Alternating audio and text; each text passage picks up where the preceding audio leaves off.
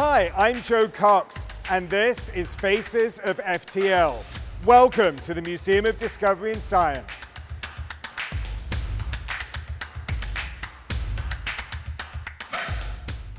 You know, as you say, we've been here for 48 years. Our 50th anniversary is coming up fast and furious. And we're standing in one of the biggest innovations that we've opened in a number of years, which is Discovery Spot. So this amazing, gorgeous, wonderful space is a 5,000 square foot exhibit specifically designed for children under the age of 6 and their families.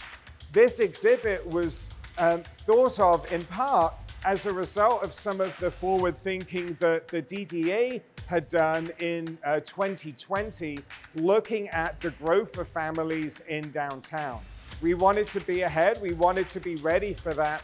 And so the result was this incredible space where children can fall in love with the Everglades, explore the citrus groves, climb high into the clouds in our climate. And it's really become a critical part of how we engage families in a young way and then grow them up through the museum. One of the things I love most is hearing those stories. For a museum that's been around almost 50 years now, it's amazing when someone comes in and it's like, I became an engineer, a doctor, an environmental scientist, because I came to the museum as a kid. I fell in love with science. We had an aviation academy intern 2 years ago who was so excited because he was the very first person in his family who was not going to be an engineer. He wanted to get into avionics, and he's like, nope, I'm getting into aerospace, I'm getting into avionics. And he had his whole career path charted out. But he fell in love with aviation, coming to the museum as a child and flying our flight simulators. And that's what I love. It's those moments when a child is walking through the museum, their brain just sparks, their mind ignites, and they fall in love with a career. And I say all the time, what a science museum does so well is we create opportunities and we create pathways for jobs that may not even exist today.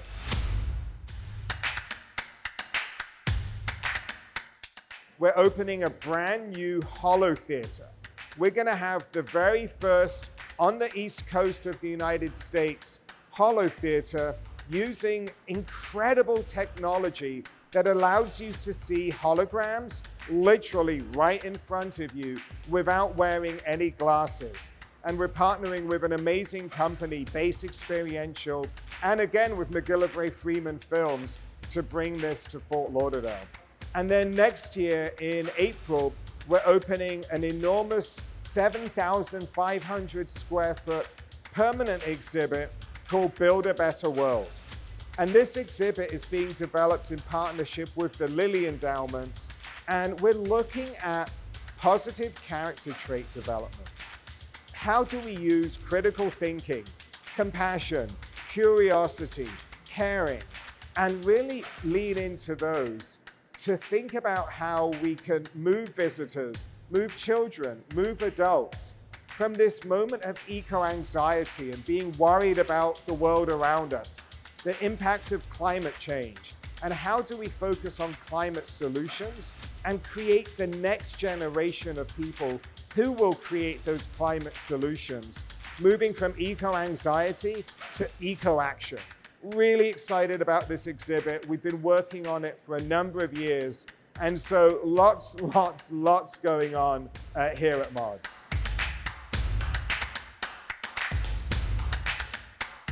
So the Museum of Discovery and Science, it has a long history in partnering with not just Broward County Public Schools, but all of the schools in our community and throughout South Florida. You know, each year we see over 75,000 students in our mobile outreach programs, and tens of thousands of students come here to the museum on field trips. So we really look at how do we position our place in being part of that community learning ecosystem that is so critical. As school systems change and evolve, the constant is informal learning, like the learning that we offer here at MODS, is critically important. Each year, the museum, thanks to our corporate partners, philanthropists, federal funding, state funding, local funding, supports students in Broward schools, making sure that their learning continues even outside of the school environment.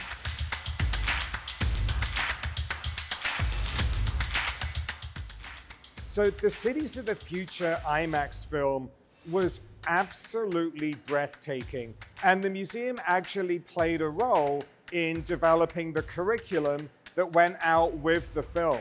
So any school teacher anywhere in the country, when they see Cities of the Future, they'll actually be learning from curriculum developed here at MODS.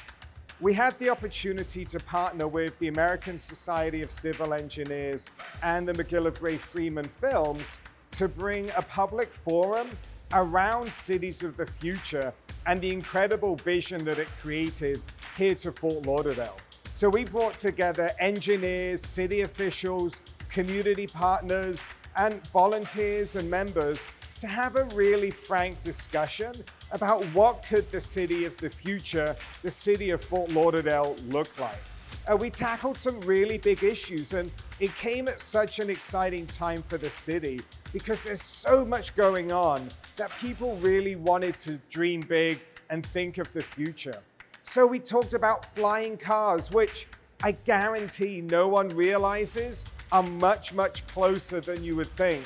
We talked about things like mobility, like clean energy, and how those can all come together into a smart city to really make Fort Lauderdale the city of the future.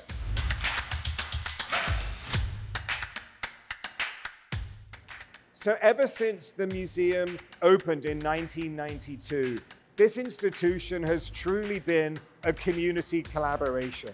We opened in partnership with the city, corporate sponsors, partners, philanthropists. And so whether it's supporting exhibits, whether permanent or traveling, or any number of our programs or events, there are a myriad of ways for partners to get involved. On an individual level, becoming a member, coming to our events, supporting the museum. This museum, we are so grateful to be in Fort Lauderdale, and it's a really special space for the community. We are one of only 3% of all museums in the United States who are accredited by the American Alliance of Museums. And in 2023, we're incredibly honored for our work and recognized with the National Medal for Museum Leadership by the Institute of Museum and Library Service. We got a trip to the White House, and it wasn't about myself or our leadership team, but it was really about the work that we do in the community through our access programs, through our partnerships. So we're incredibly proud to be here in Fort Lauderdale, and it's so gratifying to know that Fort Lauderdale recognizes this incredible institution as well.